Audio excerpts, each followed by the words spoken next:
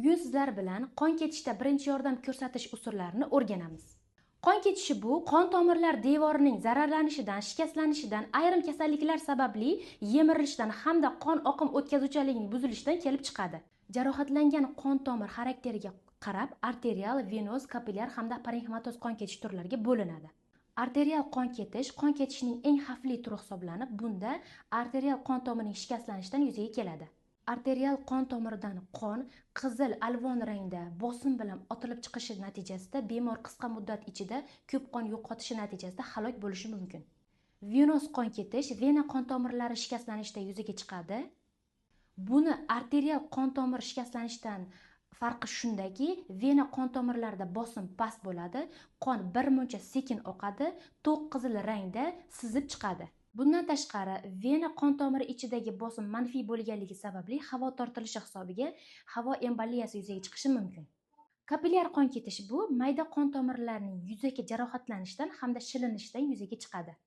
Va oxirgisi parenximatoz qon ketish bu ichki a'zolar, ya'ni taloq, jigar, o'pka, buyrak, arteriya va venalardan qon ketish hisoblanadi, hayot uchun xavfli. Endi qon ketish to'xtatish usullari haqida gaplashamiz. Yordam berish sharoitiga va tibbiyot xodimining malakasiga ko'ra qon ketish to'xtatish usullari vaqtinchalik hamda uzil-kesil bo'lishi mumkin. Endi hozir jarohatni vaqtinchalik to'xtatish usullaridan biri bo'lgan jarohat tamponadasi, ya'ni bosib turuvchi bog'lam qo'yishni ko'rsataman.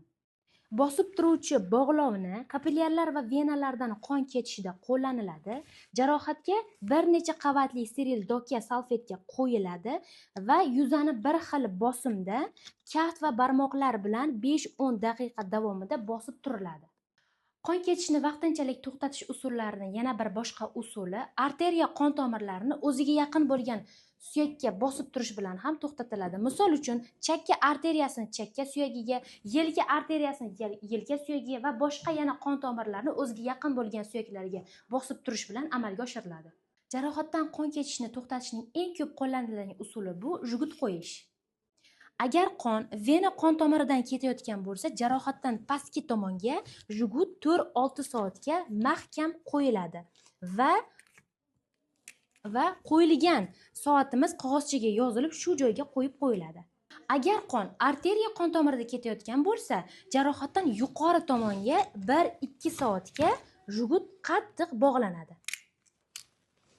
Jugut qo'yilgan jabrlanuvchini zudlik bilan statsionarga olib borish kerak.